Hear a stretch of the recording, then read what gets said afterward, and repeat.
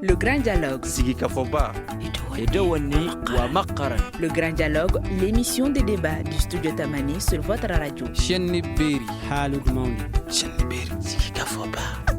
Le Grand Dialogue. Bawo an b'aw bɛɛ fo ka waleɲuman dɔn an ka bi sigi ka fɔ ba ale y'i sɛnsɛn ka se radio kɛnɛ kɔnɔna na Sikaso mara la walasa kana kuma kalata walew kan kɛrɛnkɛrɛnnenya la an da bɛna se ko min ma kosɛbɛ o ye ayiwa cɛbaw olu bɛ to ka wari min dili kɛ walasa mɔgɔw ka taa kalata u ye n'a bɛ fɔ a ma tubabukan na ko achat de conscience walasa ka kuma nin wale ninnu bɛɛ lajɛlen ka san wele sera ma naani ma ma fɔlɔ Sitafa Saliya Sanogo ale ka baara ɲɛsinen don kalata walew labɛnni ko ma gouvernorat la Sikaso mara kɔnɔna na Joasim Sidibe ale ye min ye seni ye o ka bolofara min bɛ Sikaso mara la n'o baara fana ɲɛsinen don kalata labɛnni ko ma n'a jateminɛw na o ko la Joasim Sidibe ale y'o ɲɛmaa ye Sikasokaw fɛ yan nɔ Suleiman Jara ale bɛ coalition d'observation citoyenne n'o ye ayiwa société civile olu kɛlen don ka jɛkulu min sigi sen kan walasa ka jateminɛ kɛ kalata walew fana kan Aissata Goita ale bɛ yan Mali musow bɛɛ lajɛlen ka jɛkulu n'o ye kɔfɛ min ye o tɔgɔ la ne yɛrɛ ye Muhamadu Toure aw bɛɛ lajɛlen danse Le Grand Dialogue.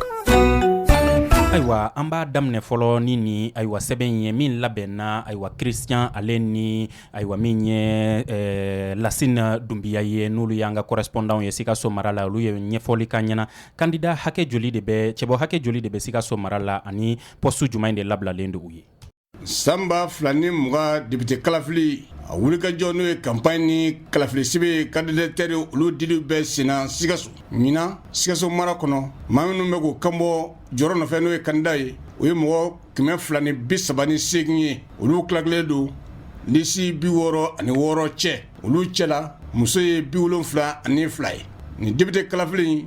a tago fɔlɔ bolodalen don ka bila marsikalo tile 29 san in na ni tago filanan yira la o bɛna kɛ avrikalo tile 19 san 2020 Mali kɔnɔ Sikaso mara kɔnɔ kalafili jama hakɛ fɛn bɛ o mɔgɔ miliyɔn 1 ani mɔgɔ 300,000 kan mɔgɔ 25 kalafiliw baaraw bannen kɔ olu bɛna taa olu de jɔyɔrɔ fa député bulon kɔnɔ Sikaso mara ɲɛmɔgɔw kɔni bɛ ka hakililatigɛ kuma fɔ ka hakilasigi kuma fɔ ka jira k'a fɔ fɛɛrɛw talen don walasa mun kɔsɔn kalafili ninnu bɛ se ka kɛ kalafili jɛlenw ye laadiriya kɔnɔ ani lakana kɔnɔ Sikaso nka o n'a ta bɛɛ Sikaso dugukɔnɔmɔgɔ dɔw bɛ ka waleya dɔw minnu n'o bɛ ka kɛ cɛbɔ dɔw fɛ k'o kɔn n'o de ye ka fɛn dɔ di kalafililaw ma ka don n'u hakili cɛ ni an b'a wele ko achat de conscience ayiwa Sitafa Saliya Dumbiya ko Sikaso mara kɔnɔna na cɛbɔ maa 200 ani maa 38 olu de bɛ ka jɔyɔrɔ 25 ɲini i bɛ se ka a walawala ɲɛ cercle kɔnɔna na mɔgɔw joliw don i n'u la n bɛ lamɛnnikɛ jama bɛɛ lajɛlen fo effectivement a bɔra k'a fɔ cogo min na yan n'i y'a jateminɛ Sikaso mara la mɔgɔ 200 ani mɔgɔ 38 effectivement olu de y'u kanbɔ baara nɔfɛ n'i y'a ta cercle kunda an bɛ se ka taga Buguni cercle la mɔgɔ 30 ani mɔgɔ 6 donc muso cɛ ye 18 muso ye 18 n'an taara Kajulu mara la i b'a ye mɔgɔ 16 a bɛɛ ye cɛ de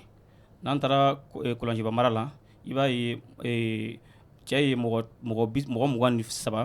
muso ye mɔgɔ 1 donc a bɛɛ bɛ mɔgɔ 24 de ma n'an taara Kucala mara la i b'a ye cɛ ye 32 ok muso ye 10 ye a bɛɛ bɛ bɛn 42 de ma n'an taara Sikaso mara la i bɛna ye cɛ ye 46 ye cɛ ye 38 donc o bɛɛ bɛ mɔgɔ 80 ani mɔgɔ 4 de ma n'an taara Yanfoyila mara la i b'a ye cɛ ye mɔgɔ 13 muso ye mɔgɔ 7 donc a bɛɛ bɛ mɔgɔ 16 de ma donc n'an taara Yoroso mara la i b'a ye cɛ ye mɔgɔ 18 muso ye mɔgɔ 2 donc o bɛɛ bɛ mɔgɔ 20 de ma n'an y'a jateminɛ sisan i bɛna ye Sikaso mara la donc cɛw bɛ bɛn mɔgɔ 100 ani mɔgɔ 66 de ma ayiwa muso bɛ bɛn mɔgɔ 72 de ma donc a bɛɛ lajɛlen de ye mɔgɔ 200 ani mɔgɔ 38 mɔgɔ 200 ani 38 olu la mɔgɔ muso ye 72 ye Sikaso muso est-ce que aw sewalen don o ko la wa Aissata Goita parce que an sewalen don dɔɔni parce que an ka objectif ma atteint a jirala an na k'a fɔ au moins 30% n'i y'a jateminɛ ka nin to i ta sisan nɔ ka calculer i tɛ 30% sɔrɔ pour l'implication des femmes donc o yɔrɔ la an misimisilen don wa sababu gɛlɛn tɛ k'a fɔ k'u banna an tɛ don lisi la o tɛ mais les quotas ko wari minnu ka kan ka sara kalata kama olu ka girin musow ma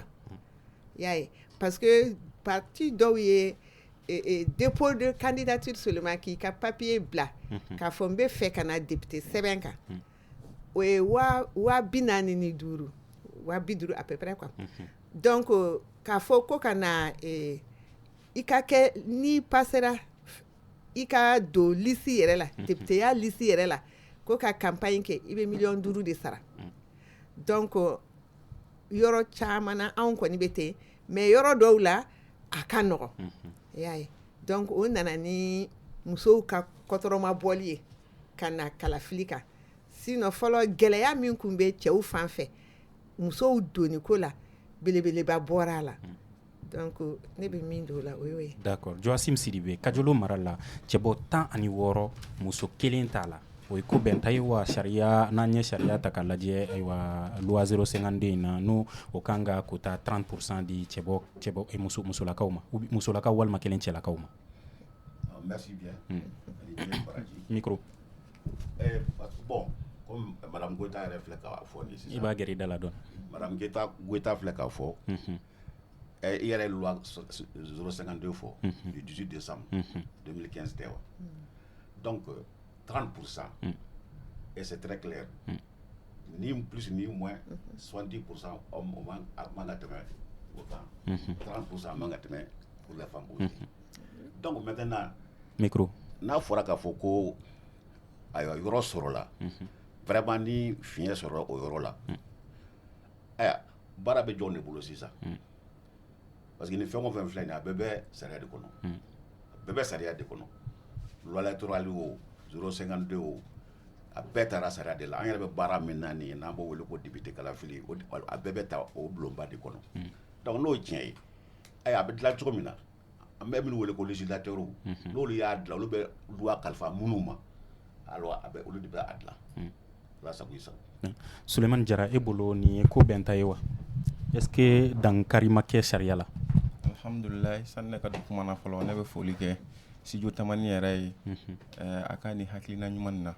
parce que nin hakili kɛnɛ sugu ninnu kan ka caya pour que mɔgɔw ka faamuya kɛ kosɛbɛ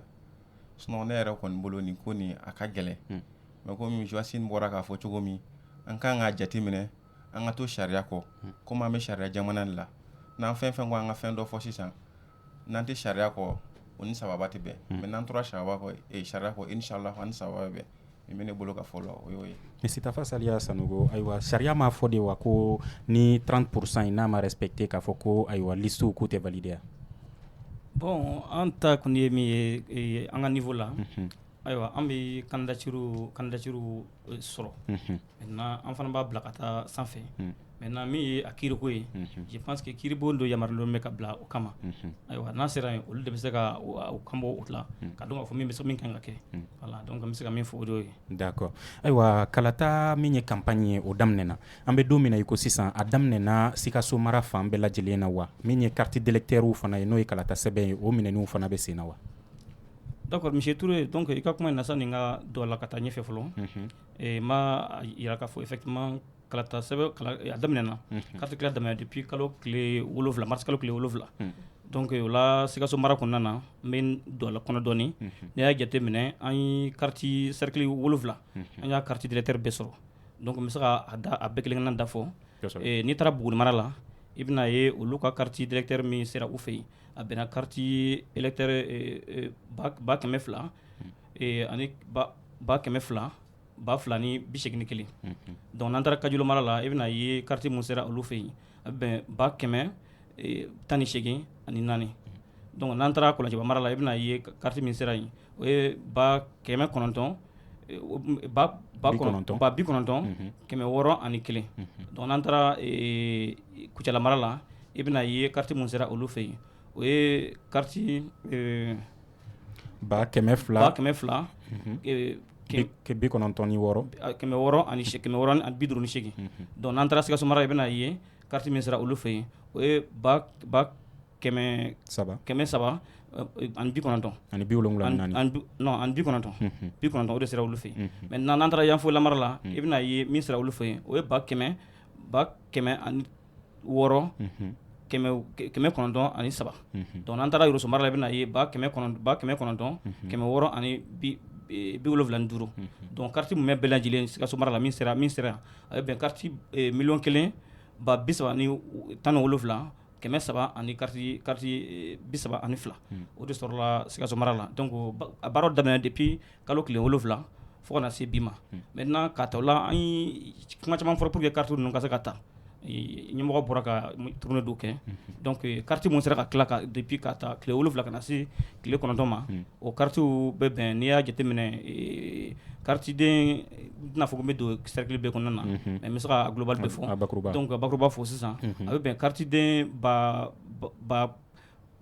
kɛmɛ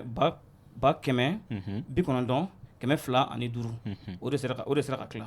donc n'i y'a daminɛ kɛmɛ sara la a bɛ bɛn 10 ani 2 ɲɔgɔnna ma donc an b'o baaraw de la sisan campagne dun ale bɛ sen na bon campagne effectivement campagne bɛ sen na campagne daminɛna a mɛnna donc comme balimamuso bɔra ka kuma dɔ fɔ sisan ou Lasine Dumbuya bɔra ka kuma dɔ fɔ sisan bon an ka kɔlɔsiliw kɔnɔna peut-être que o kuma o fɛn ɲɔgɔn ma s'an fɛ yen fɔlɔ ka fɔ gɛlɛya yera la ko waleya dɔw bɛ kɛra a bɛ se ka kɛ mais ni min ma se e ma i b'a ye an tɛ se ka kɛ fɛn ye k'o dɔn sinon an kɔni ka jateminɛ kɔnɔ a daminɛna a baaraw fana bɛ taara ka ɲɛ fana quartier bɛ tilala ka ɲɛ campagne bɛ kɛra ka ɲɛ mankan ma se an ma yen fɔlɔ min b'a yira fɔ tiɲɛna ko gɛlɛya yera a ko la fɔlɔ fɛn bɛ don min na fɔ bi. d'accord ayiwa an bɛ Sikaso kɔnɔna duguden dɔw lamɛn u ka hakililata kan campagne daminɛnen ni sisan cɛ u ye jateminɛ minnu kɛ. minnu bɛ wari di population ma ka taa wotu ye ka sɔrɔ jamana jɔ hakili t'u la a ɲɛna t'u kɔnɔ wa a fɛlɛ t'u bolo. achat de conscience tubabuw b'a fɔ ten ka mɔgɔw san sa pour que u ka vote ne kɛni mɔgɔ ma se ma fɔlɔ mais a bɛ komi u b'a dɔn fana u bɛ se mɔgɔ minnu ma surtout que ɲina a fɔra ko o ka dabila an kana an ka voix feere n'a fɔra o ka dabila ale politique mɔgɔ kelen ninnu de don u b'a ɲɛɲini cogo wɛrɛ la u bɛ se ka mɔgɔw corrompu cogo o de don u bɛ mɔgɔw san ni wari min a tɛ ban bon mais a ka kan ka dabila parce que sariya ma jɛn n'a ye. an bɛ mun wele tubabukan na ko achat de conscience o ye ka taa wari di mɔgɔw ma donc u tɛ kalafili kɛcogo dɔn k'u hakilina suɲɛ ka taa u la voter i ye donc o yɛrɛ de ye bi kalafili min bolodalen filɛ n'a kan ka kɛ maritokale tile 29 o ye a gɛlɛya dɔ ye. ayiwa Sulemani Jara aw ka jateminɛ kɔnɔna na nin wariko kuma min bɛ sen na est-ce que réalité don wa Sikaso mara la. alhamdulillah ne ɲininka ne b'a fɔ réalité lo Sikaso yɛrɛ mara dɔrɔn tɛ an b'a fɔ Mali fan bɛɛ sabula ka da mun kan hali président kalafili tɛmɛlenw na jamana ɲamakalataw la an y'a jatew minɛ mɔgɔ dɔw yɛrɛ bɛ taa gɛrɛfɛ ka sɔrɔ hali parti politique ma se o ma k'olu bɛ feerela le u b'a kilanw kɛ gɛrɛfɛ ne y'a ye o kɛra vote don yɛrɛ o kɔrɔ a bɛ senna dugu kɔnɔ ka kɔrɔ mais ne hakilina min kɔni bɛ ne fɛ a la an k'a bila an kun na e tɛ se ka boli ka mɔgɔ min to kana boli fila dun k'a to jamanakuntigi kalasigi ninnu olu ye yɔrɔ jan mais kalasita fila bɛ yen i b'a fɔ maire ta ani wasaden ta an bɛ n'o min na sisan nansaraw b'a fɔ ko élection de proximité c'est pour cela n tɛ se ka boli ka mɔgɔ min to kana boli dun fila dun k'a to sinon a bɛ gɛlɛya i bolo kuma bara i b'a gɛrɛ dala dɔɔni an de bɛ ɲɔgɔn ka kow kɛ an de bɛ ɲɔgɔn gɛrɛfɛ yan an ye ɲɔgɔn sigi ɲɔgɔn an ye ɲɔgɔn falen ɲɔgɔn gasi n'an ye ɲɔgɔn nɛgɛ achat de conscience ne b'a faamu cogo min dɔw b'a faamu ko élection long yɛrɛ le wari kan ka di alors que kuma dɔw o tɛ élection don wari dɔrɔn tɛ n'a ka surun sanni waati dɔ cɛ i bɛ taa sɔrɔ dɔw bɛ don ni geste ɲumanw ye n'o dora ni geste ɲumanw ye candidat yɛrɛ tɛ i bɛ taa sɔrɔ candidat nɔfɛ mɔgɔw le ka mankan ka bon a kow la o b'a gan an ka karisa bɛ se ka nin k'an ye n'i taara misalila la o m'a fɔ o ɲɔgɔn kɛra n'i ka mɔgɔ taara maternité la a b'a jigi fu ou bien n'i ka mɔgɔ taara a fɛ yen a bɛ se ka 200 d'a ma k'a ka nasɔngɔ kɛ e ta ye karisa a jɔn ni mɔgɔ hakɛ joli ye wa ninnu bɛɛ bɛ don achat de conscience kɔnɔ fɛn kɔnɔ a hukumu kɔnɔna na fo ka n'a se vote kɛbaga yɛrɛ k'a fɔ ko fo ni wari ma d'u ma citoyen yɛrɛ k'a fɔ ni wari ma d'u ma n tɛ vote ne yɛrɛ bolo kojugu belebele yɛrɛ le parce que o bɛ komi yɛrɛ faga n b'a fɔ yɛrɛ faga mun na donc cɛbaw olu b'a di kalatala dɔw yɛrɛ fana b'a fɔ n'a ma d'olu ma olu yɛrɛ b'a ɲini o yɛrɛ le ye problème ye o sinon kalatalaw ta ni kalatalaw dɔrɔn no ne bolo o ka nɔgɔ mais votebagaw yɛrɛ le b'a ɲini donc ni cɛbaw dɔrɔn don o ka nɔgɔ ni cɛbaw dɔrɔn don parce que n'a banna la a bɛ t'o bolo mais e yɛrɛ le b'a ɲini hali ne taara bi sisan k'e bɛ kalata ko fɔ mɔgɔ ye a b'a fɔ i ɲɛnɛ le ko mun b'a bolo ka d'a ma tu vois c'est compliqué dɛ ala mun yɛrɛ filɛ an bɛ mɔgɔw mobiliser a kun tɛ k'a fɔ ko taa voter karisa fɛ là nous sommes de la société civile mais pour que taux bɛ se ka yɛlɛ cogo min taa voter n'i ma voter a bɛ kɛ tunuru ka fanga ye n bɛ bɔ kuma la komi jama ka ca hakɛ to b'a la Aïssata Goïta e y'o jateminɛ kelen ye wa awɔ ne y'o jateminɛ kelen ye ne yɛrɛ kuma dɔw la anw yɛrɛ b'an miiri k'a fɔ nin ko in bɛ se ka ban cogo di n'o tɛ fɔlɔ an ne minnu tɛmɛna o la u tun bɛ relation de jateminɛ ne ni karisa bɛ ɲɔgɔn fɛ an b'an ka denkundiw kɛ an b'an ka kɔɲɔw kɛ donc ni kalata turu sera a ma ayiwa an k'a dɛmɛ donc o yɔrɔ de kun ye kosɛbɛ balimako ni teriko awɔ donc o la janfa t'o la foyi t'o la nka achat de conscience nin bɛ yen hali sini de i bɛ approche kɛ cogo o cogo u b'a f'i ye komi a y'a fɔ cogo min na a bɛna mun d'a ma a bɛna mun k'an ye bon n'o fana kɛra ni u y'a yira k'a fɔ i bɛ mun d'u ma ou bien u y'a fɔ e y'o d'olu ma est-ce que ni i passera e bɛ se ka na mun k'u ye dɔw bɛ tila ka na fɔ après karisaw passera u m'u kɔfilɛ an na alors que e ye min minɛ karisaw fɛ e m'o jate minɛ donc a b'i n'a fɔ e y'i yɛrɛ fɛ u ma voilà donc o kɔni ne y'o jate minɛ an kɔni t'a dɔn solution min bɛ sɔrɔ a la mais fɔlɔ a tun bɛ fɔ de ko t-shirt ninnu tun bɛ di ani casquette ni finiw olu dabilala anw kɔni m'a kɛ anw ma donc a bɛ i n'a fɔ sisan o yɛlɛmana ka kɛ warimugudi de anw m'a kɛ wa wariko in fana a nɔgɔyara parce que élection tɛmɛlen na n m'a fɔ wari ma bɔ dɛ wari bɛ minnu fɛ u y'a bɔ nka caman bɛ u ma wari bɔ d'accord Joachim Sidibé aw ka jateminɛw y'o yira a la ni achat de conscience ko kuma min bɛ fɔ i ni ce Toure comme an ka baara o ye sedi baara ye an ka baara a bɛ kɛ sariya de hukumu kɔnɔna na u ye minnu fɔ nin ye ne m'a fɔ tiɲɛ tɛ mais ne kɔni b'a mɛn mais ne m'a ye fɛn min dun de don a yɛrɛ y'a fɔ cogo min na Sikaso dɔrɔn tɛ o mais n'i ko k'i bɛ taa sanfɛ dɔɔnin i bɛ taa ka taa se fo an ka sariya sɛbɛnw ma n'an bɛ minnu wele ko loi électorale loi électorale kabini 2006 fo ka n'a bila sisan la a bɛ yɛlɛma nin kɔrɔ ye di ni élection dɔ kɛra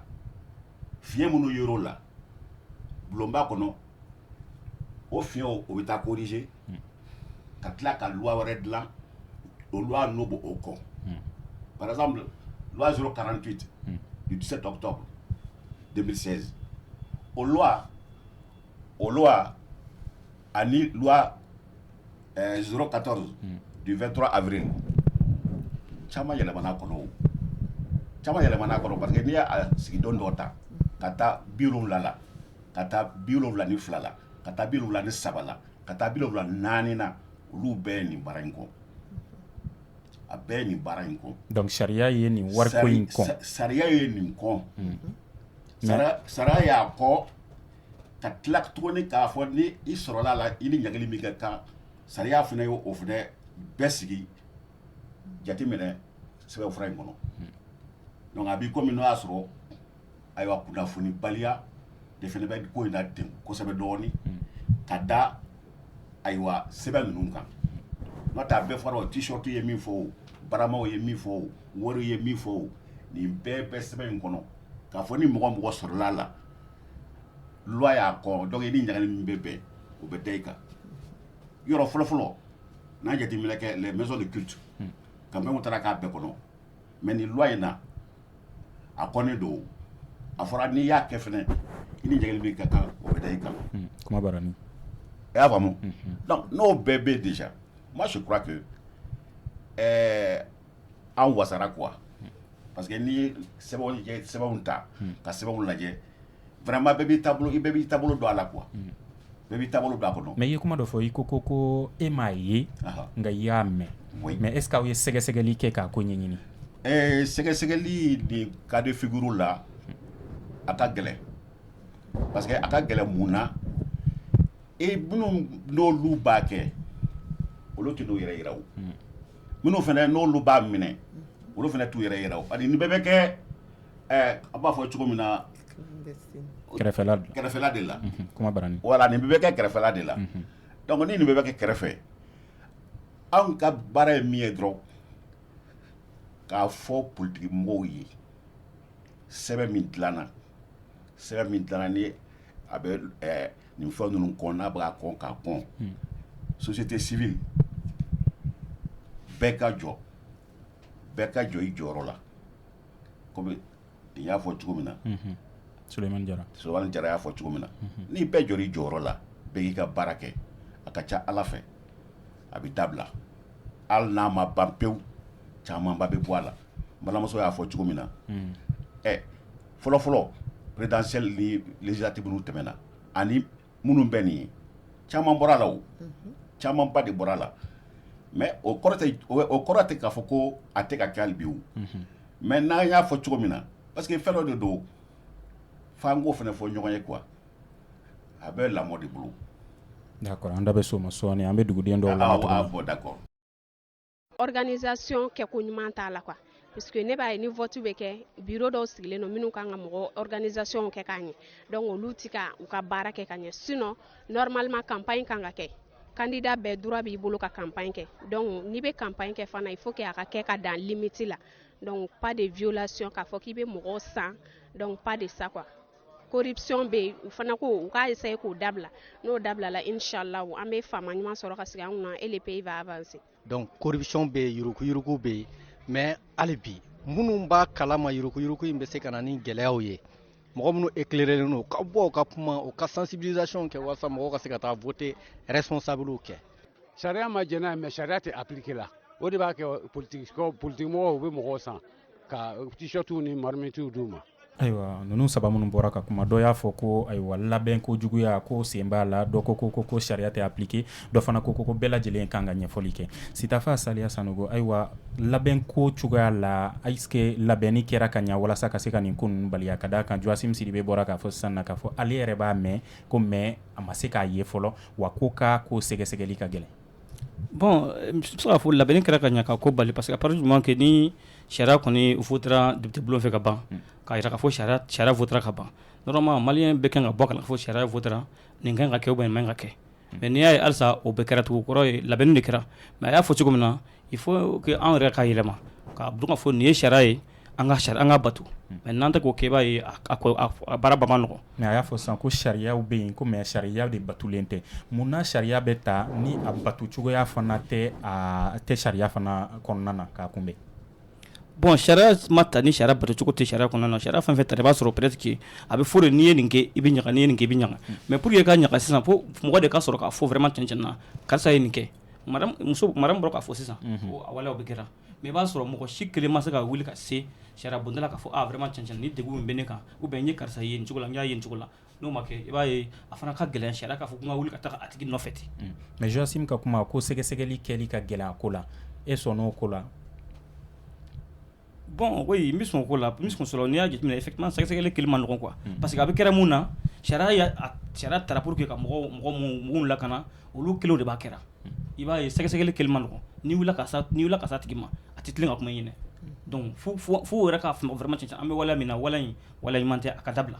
parce que a taara olu yɛrɛ ka hɛrɛ de kama kana barama di mɔgɔw ma kana wari bɔ ka di mɔgɔw ma wari bɛ bɔ jɔn de kun a b'olu kelenw de kun mais n'o y'a bila o yɛrɛ kun je pense que a bɛ kɛ ka fɛn dɔ ɲɛ fana ye mais mun fana b'a minɛ fana en réalité o kan ka fɛn vraiment cɛn na an sera yɔrɔ min na sisan Mali démocratie n'a ye jumɛn fɔ depuis fɛn na fo ka na se sisan a sera an ka ko dɔ faamuya vraiment sariya mun mana ta an ka bato pour que an ka se ka avancer. mais o sɛgɛsɛgɛli in gɛlɛya est ce que o tɛ sariya tɔ k'a jɛ dɔ ye. bon sɛgɛsɛgɛli gɛlɛya sariya tɔ k'a jɛ n tɛ se k'a fɔ n bɛ n da don o kuma na mais ne kɔni bɛ se ka min fɔ mɔgɔw ɲɛna dɔrɔn c'est à dire que sariya taara a taara bɛɛ b'a kalama k'a fɔ bɛɛ y'a fɔ k'a fɔ vraiment cɛn na nin kɔnɔ donc mɔgɔw k'a lajɛ o ma hali n'a ma f'u ɲɛna u k'a lajɛ u k'a dabila an ka avancer. d'accord ayiwa ko société civile k'ale yɛrɛ fana jɔyɔrɔ bɛ nin ko in na duguden dɔw y'o fɔ an k'u lamɛn.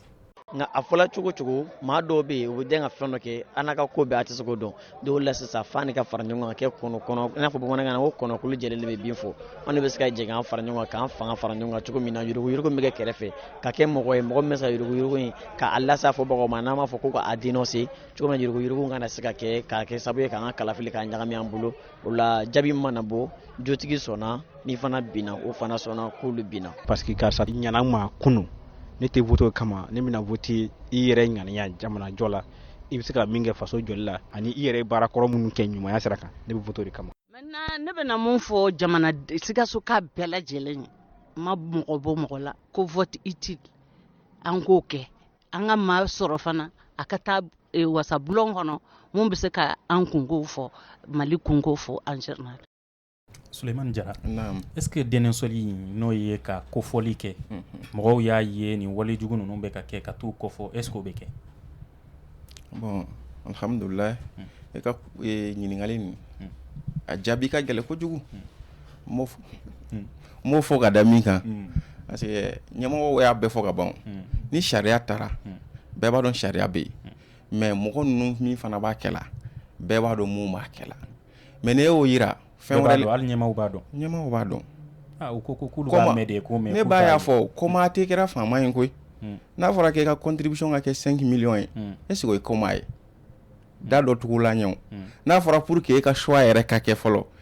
a y'a fɔ 245 ka taa 250 la est-ce que o ye koma ye mɔgɔ min bɛ den k'e yɛrɛ san gɛrɛfɛ k'e ka nasɔngɔ di e bɛ sɔn ka t'o kofɔ an yɛrɛ b'a fɔ bamanankan na ko e kɛ ni gɛrɛ ye k'e kɔnɔ fara bon ne bɛ se ka min fɔ a la pour que a ka nɔgɔya kɔni an ka k'an yɛrɛ fɛ an ka jigi ɲini o ka fisa ni fa ye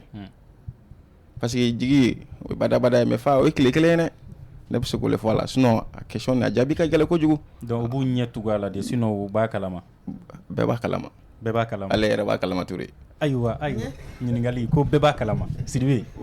ko bɛɛ b'a kalama an bɛ kuma d'i ma sɔɔni madame Goïta ko bɛɛ b'a kalama de. bon en fait moi je pense que an bɛ ka munumunu kuma da la mais ko ne ɲɛna kuma fɔra ka ban. ayi e ko k'i b'a mɛn mais n ma kɔnɔ bani parce que baara bɛɛ bɛ kɛ ne kabini ne ka kuma daminɛ la ne y'o de fɔ ko baara bɛɛ bɛ kɛ sariya dɔ de kɔnɔ n m'a faamu wa donc baara min bɛ kɛ sariyaw kɔnɔ minnu yɛrɛ ɲɛmɔgɔ ye olu bɛ sariya in dɔn ne ɲɛ tɛ furu yɛrɛ ko k'a fɔ ko n t'a ɲini k'a dɔn n'o tɛ ni ɲɛmɔgɔ fɛn o fɛn b'a fɛ ka sariya in dɔn loi électorale a labilalen bɛ bɛɛ lajɛlen ye. sariya in dɔɔni ko kuma tɛ sariya justement parce que wariko in ko bɛɛ b'a kalama hali aw b'a kalama. jumɛn de wari minɛni ko in. ne ka kuma daminɛ la ne ye jumɛn de fɔ ne ko i ma n y'a mɛn mais n m'a ye o kɔrɔ tɛ k'a fɔ a tɛ kɛ dɛ mais n tilara ka segin kuma kan tuguni k'a fɔ hali n'a bɛ kɛ sariya y'a kɔn sariya y'a kɔn ka da nin kan ka da nin kan ka da nin kan ni sariya y'a kɔn ka da o bɛɛ lajɛlen kan hali bi n'a bɛ kɛ dun i b'a sɔrɔ dɔ de la dɔ t'a ka baara kɛ o n'o tɛ ni bɛɛ b'a ka baara kɛ. jɔn tɛ k'a ka baara kɛ i bolo. i b'a sɔrɔ dɔ de la bɛɛ t'a ka baara kɛ. i n'a fɔ jɔn. i n'a fɔ jɔn min b'a minɛ o tɛna se ka taa a b'a di ma k'o ko fɔ min b'a di o tɛna di parce que a b'ale a mago de ɲɛ min bɛ loi kalama ni a ma se o ma o bɛ se ka jaratigɛ la. min kan ka kɔlɔsili kɛ ka ɲagili kɛ est ce que o fana y'a ka baara kɛ. ka kɔlɔsili kɛ ka ɲagili kɛ mais kɔlɔsili ni ɲagali o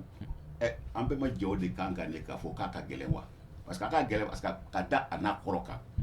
kɔrɔ caman de b'a la o kɔrɔ caman min b'a la de o bɛ adamadenw yɛrɛ ni ɲɔgɔn cɛ loi o ni loi yɛrɛ tɛ taa fankelen yɛrɛ fɛ i y'a faamu wa n'i y'a mɛn k'a fɔ ko ka bɔ o la fo ka na bila bi la yɛlɛmaniw kɛra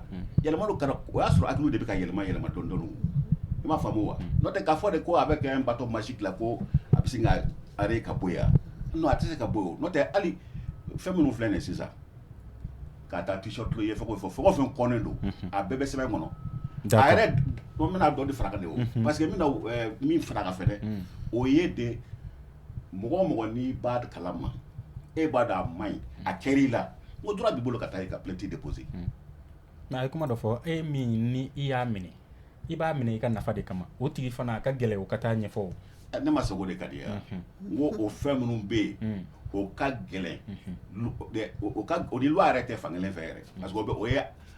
adamadenya yɛrɛ min b'a an ni ɲɔgɔn cɛ yan o b'o kɔnɔ D'accord, mais comment dit ma soni Aïssata Goïta e ka famiyali fana na est-ce que ko foli o bena fɛn bɔ nin ko la ka da kan Suleiman Jara bɔra k'a fɔ sisan na ko hali ɲɛmaw ko bɛɛ lajɛlen bɛ nin ko in kalama ka ban. Bon, normalement ko foli bɛ se ka fɛn bɔ a la nka o ko foli de tɛ se ka kɛ tɛ kɛ la a tɛ kɛ la mais n'a sɔrɔ ni autorité u yɛrɛ y'u jɔ u jɔyɔrɔ la les jours des scrutins kalata don kalata don u yɛrɛ u ka surveillance kɛ olu de bɛ se k'o détecter o n'o tɛ candidat tɛ se k'a détecter électeurs tɛ se k'a détecter parce que olu bɛɛ b'u ka nafa de nɔfɛ donc ni mɔgɔ dama damani sɔrɔla ka ɲɛgi o la peut-être que o bɛ se ka na ni hali bi améliorer dɔ bɔli wɛrɛ y'a la komi dɔ bɔra la fɔlɔ cogo min na parce que a kun bɛ cogo min na fɔlɔ a tɛ tan sisan o donc ne tun b'a fɛ. D'accord. Suleiman Jara aw minnu ka baara ye jateminɛ kɛli ye aw ko k'aw bɛ bɔ a kalama aw b'a ye est-ce que aw b'a ko fɔ. Bon alhamdulilayi Ture. Kuma bara ni. I ka ɲininkali ninnu o zɛbɛnw ka girin kojugu. Kuma bara ni. Ko COSEM yɛrɛ sigilen don sigi cogo min na jagosa ka n da dɔw la an ye société civile le organisation 5 le kɛra n'o ka COSEM sigi n'o ye Jeune Chambre Internationale ye AMDH ani WILDAF SOS Démocratique ani SOS Démocrate olu bɛ min fɔ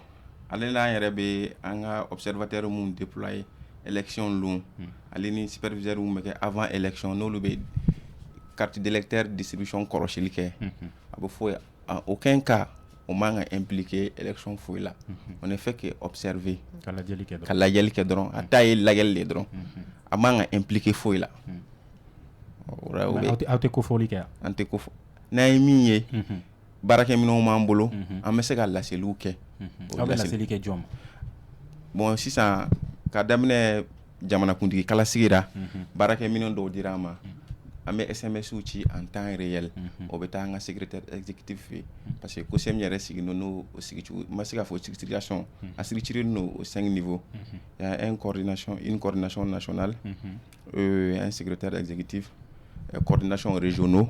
coordination locale ka min faamuya aw yamariyalen tɛ n'aw ye kow bɛn ta ye ko min man ka bɛn n'aw y'o ye k'o ɲɛfɔ ayiwa ɲɛmaw ma minnu kan ka fɛɛrɛ sɔrɔ o la a kɛra kiribulon ye a kɛra gouvernorat ye a kɛra kalata kulu fɛn fɛn bɛ yen nɔ n'olu sigilen don walasa ka kow lakili aw yamariyalen tɛ k'a lase olu ma. n tun bɛ ka taa o sira yɛrɛ de fɛ parce que n'a ye min ye e t'a fɔ parce que an bɛɛ b'a lɔ futinɛ man ɲi o yɛrɛ ko futinɛ dɔnnibagaw yɛrɛ b'a fɔ ko futinɛ wulibaga ko tiɲɛnikɛla belebele ne ye fɛn kɛbaga ye k'e b'a ko fɔ o waati ni hakiliw ma ɲɔgɔn ye a bɛ kɛ tiɲɛni ye o ye baarakɛminɛ mun d'an ma ni fɛn min kɛra n'a bɛ sariya kɔn i b'a ye o b'o détail dama dama sɛbɛn i b'o don i ka baarakɛminɛ kɔnɔ a kan ka lase i ka ɲɛmɔgɔso ma cogo min i b'a lase ten olu fana kan ka lase cogo min olu b'a lase ten a bɛ taa la en compte le wa a tɛ taara baara le sa wa an ta dan bɛ kɛ an ye min ye an y'o lase a lase yɔrɔ la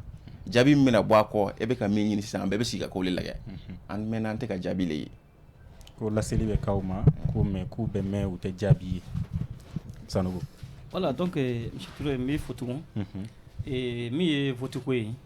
ni y'a jateminɛ kan n'an ye loi électorale lajɛ min bɛ vote ko fɔ a ye bɛɛ ka baaraw tila tila ɔ baaraw tila tilali na sisan i bɛna ye n'i ye anw ka côté ta i bɛna ye anw fanba bɛ organisation technique et matériel anw ka baara fanba b'o de kan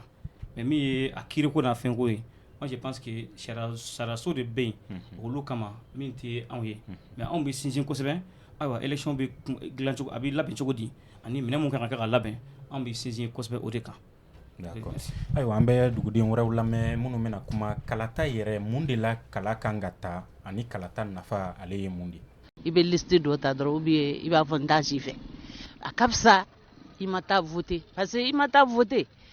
a fɔlɔ-fɔlɔ ne yɛrɛ bolo wari de donna papier in na i yɛrɛ ka impôt wari o de donna la e k'i ban ka taa o papier ta ka taa voter a bɛ komi dɔrɔn awa i ka wari de filila ji fɛ donc ne bɛ voter. mais ne yɛrɛ n'a danna ne ma ne kɔni bɛ voter ne bɛ voter m'a ɲini bɛɛ fɛ fana bɛɛ ka taa voter i ka mɔgɔ ye bɛɛ ka taa voter parce que n'i ma voter i ka jamana de y'a dafa donc le vote en bɛ taa don mɔgɔw ka taa voter u ka t'u ka carte ta. Donc a ka kan fasoden ɲuman bɛɛ kan ka a ko bila a k'i ka ko ye quoi puisque n'i ma taa voter ni mɔgɔ taara voter i nɔ na donc choix t'i bolo tuguni quoi ka mɔgɔ critiquer donc je me sens concernée puisque n yɛrɛ ye citoyen ɲuman ye n ye citoyen quoi. Ayiwa Aissata Goita e yɛrɛ bolo dugudenw olu kan ka bɔ kun jumɛn na ka taa kalata kɛ ka d'a kan caman b'a fɔ ko nin ko ninnu bɛ sen na yuruguyuruguw bɛ sen na olu bɛ kalata mɔgɔ dɔw ye après u t'u ka laɲiniw sabati o y'olu ka kumaw ye est ce que o kan ka kɛ sababu ye k'u bali ka taa kalata la wa? Ayi o man kan ka kɛ sababu ye k'u bali ka taa kalata komi intervenant dɔ y'a fɔ sisan nɔ k'a fɔ n'i ma taa kalata i ma kɛ maliden ɲuman ye. Bari o kɔrɔ de ye i t'i ka jamana yɛrɛ fɛ i ka taa voter i ka bulletin nul kɛ o ka fisa i ma voter ye. Bulletin nul n'o ye i ma maa si sugandi mais i kɔni taara kalata bulon na. Voilà i taara i ka kalata i ma mɔgɔ sugandi donc o y'o ye. Bon komi société civile y'a fɔ cogo min na Sulemani Jara Sulemani Jara y'a fɔ cogo min na n t'a dɔn n'o turu sera ne ma observateur o rôle min bɛ observateur la c'est de suivre i b'u kɔlɔsili kɛ bureau de vote kɔnɔ yalima ni bureau de vote ninnu u ka délégués dafalen don wa ou bien président de bureau bɛ yen wa ou bien a ye ɲagili dɔ kɛ parti dɔ la wa ou bien a ye ko wɛrɛ kɛ ka fɛn wɛrɛ minɛ kɛrɛfɛ ka bureau vote papier dɔw yɛlɛma donc an ka observateur ya nous sommes an ye observateur indépendant ye mais o ye kalata don ye sani kalata ka se sani kalata don ka se fana o rôle d'observateur an bɛ na fɔlɔ ni carte ko fɔra an b'a mɔgɔw la sensibiliser k'u la kunnafoni u ka taa u ka vote kɛ sɛbɛnw ta bari i tɛ se ka voter n'o sɛbɛn t'i bolo ani fana k'a jiru la n'i ma voter ni mɔgɔ min votera ka sɔrɔ e t'a fɛ ou bien fanga t'a la ma don capacité o t'a tigi la jagoya a bɛ sigi kunna donc i b'a ka fanga fana ta a diyara ye a ma diya ye o b'i mara an b'o kunnafoniw fana o di mɔgɔw ma u ka se ka t'u ka carte bɔ n'u ye carte bɔ fana vote kɛ don u ka taa voter u b'a dɔn maa min capacité b'a la k'aw ka dugu dilan a bɛ se bunadamadenya sabatili tagabolo la k'a di i ka dugumɔgɔw ma donc anw b'o bɛɛ ɲɛfɔ komi n'an y'olu fana bɛɛ kɛ an b'a ta an bɛ yaala carte labɔyɔrɔ la k'a lajɛ est-ce que bi tile in na ou bien k'a taa le 7 la kalo tile 7 la ka na se bi ma est-ce que mɔgɔ joli de taara carte ta est-ce que mɔgɔw bɛ ka bɔ wa n'a bɛ f'o ma ko affluence justement b'o ɲininkali tɛngu Joachim Sidibé la kɔrɔlen est-ce que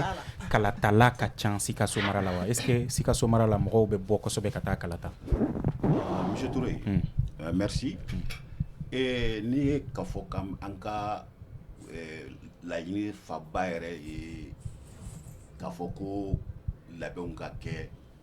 ko caman ka labɛn ka taa administration na ka taa bila CENI na ka taa bila société civile la f'an bɛ min wele ko légitimité augmentation du taux de participation o de ye anw ka problème ye vraiment parce que an y'a jateminɛ k'a fɔ mɔgɔw tɛ bɔ a ɲɛma i yɛrɛ ka kuma la sani an ka wuli an ta bɛna se o yɔrɔ ma k'a f'u ye kala bɛ se k'a ta cogo min na u ka taa u ka carte d'électeur ta kɔrɔ caman de b'a la n t'a dɔn n ta mina d'a ma an k'an da se olu ma n'o tɛ kara caman de b'a la i bɛ se k'a daminɛ o la Sanogo b'a tɔ dafa bon i ka t'i ka carte d'électeur ta sisan fasoden ɲumanya don fɔlɔ i yɛrɛ ka hɔrɔnya i ka hɔrɔnya lawaleli don ka d'a kan fɔlɔfɔlɔ n'i ye jateminɛw kɛ kala tun bɛ ta cogo min na a bɛ ta cogo min sisan olu cɛ ka jan ɲɔgɔn na ko cɛ jara ni baji ni lemɛrɛya dir'i ma hɔrɔnya diri i yɛrɛ ma e ka mɔgɔ suganti bɛjɛ fanga in kɔnɔ e ka mɔgɔ suganti i dalen bɛ mɔgɔ min na e yɛrɛ dun b'a dɔn tigi i ni i diinɛ ni ŋaniya cɛ k'a fɔ hali mɔgɔ ka di e ye n'i ma taa i ka carte ta e tɛ se ka voter a tigi ye a b'i komi sɔrɔla i ma taama e bɛ t'i jɔ bureau da la e b'a dɔn i tɛ se ka voter sariya dun y'a kɔn k'a fɔ ni carte d'électeur t'i bolo i tɛ se ka voter ni carte d'électeur t'i bolo i tɛ se ka voter i y'a kɛ jɔn na i y'a kɛ i yɛrɛ la i kan ka voter mɔgɔ min ye i y'a k'o la i y'a kɛ jamana ye i y'a kɛ jamana fana na o parce que mɔgɔ mɔgɔ n'olu bɛ voter k'a fɔ k'u bɛ taa bulonba kɔnɔ u bɛ taa sariya minnu ta n ko sariya kelenw de bɛ labato adamadenw fɛ donc ni e ko k'e ɲin t'o la donc a bɛ komi e yɛrɛ ye jamana ka ɲɛtaa yɛrɛ e y'o kɔ. D'accord, sanga banna ka ban i bɛ kuma fɛn wɛrɛ min kan o de ye bi in na fana a bɛ fɔ mɔgɔw ma k'u ka vote jɛlen kɛ walasa i ka se ka mɔgɔ ɲuman sugandi f'i ka ayiwa programmew suit k'olu dɔn tuguden bi n'a bɛ fɛ k'o kɛ e bolo o kɛcogo ɲuman ye jumɛn de. Voilà ni a b'a fɛ k'o kɛ sisan ne bɛ weleli tɛngu fɔlɔ parti politique de la les partis politiques qui sont en liste là ne bɛ fɛn tɛngu de la après société civile mais parti civil ta ye mais fɔlɔ parce que ils sont en train de concourir n'est-ce pas la sanga to mancha ah bon d'accord bon fɛn min na ja na yɛrɛ ko ka bɛ tableau wati donc tout simplement vraiment je demande aux partis politiques de faire beaucoup de sensibilisation beaucoup d'information pas seulement que k'a fɔ an ka kuma bɛ munumunu na min ka fɔ an mɛnna kuma la achat de conscience fɛn wɛrɛ bɛ se k'o falen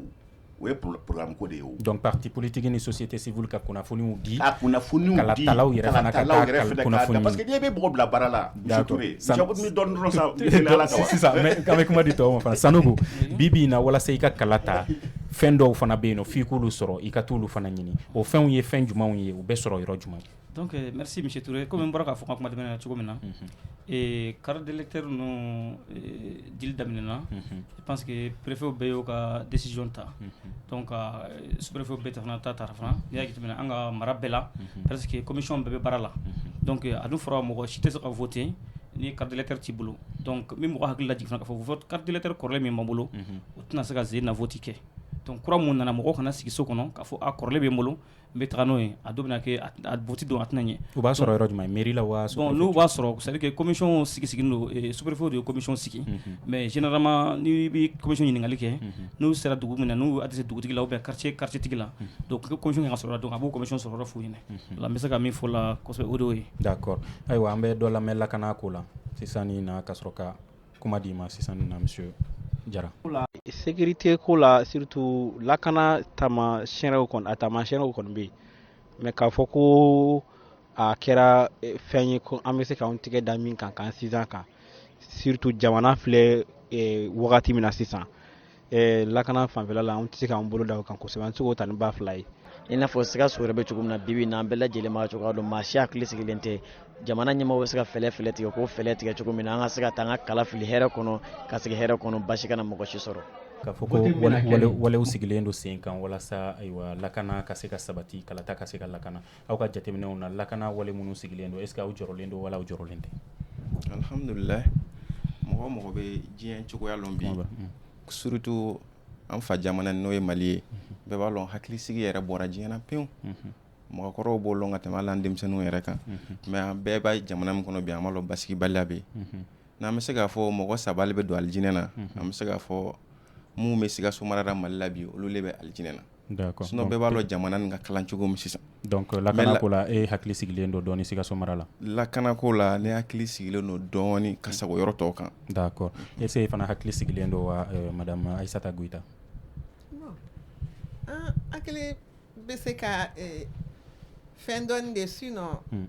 attaque bɛ ka an lamini o salon wa ou bien kajolo u donna yen o u ye mɔgɔw faga mais lakana mɔgɔw u ye wale minnu fɔ o y'aw se wa o y'aw hakili sigi dɔn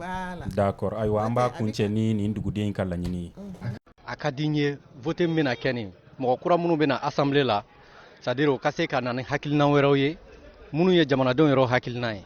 parce que i tagalen assemblée la i ka ɲi ka taa jamanadenw ka kuma de fɔ mais mandat laban in na députés mɛna assemblée la mɔgɔ ye a jateminɛ k'a fɔ o ɲinana jamanadenw yɔrɔ kɔ mais ni mɔgɔ kuraw tagara sisan an bɛ se ka bila an kunna k'a fɔ o bɛ taa jamanadenw hakilina yɛrɛ de fɔ ne ka attentes a ka ca mais a belebeleba ye min ye développement foyi tɛ se ka kɛ ni bɛn tɛ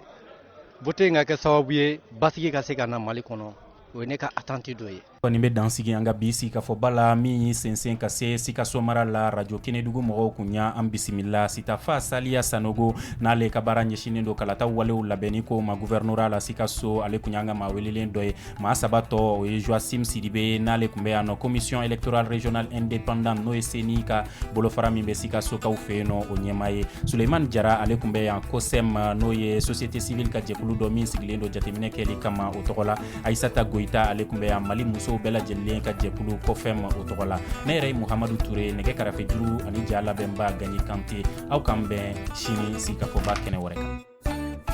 Le Grand Dialogue. Sigikafɔba. Edewani wa makaran. Le Grand Dialogue, l'émission de débat du studio Tamani sur votre radio. Chaîne Beri. Halud Mauni. Chaîne Beri. Sigikafɔba.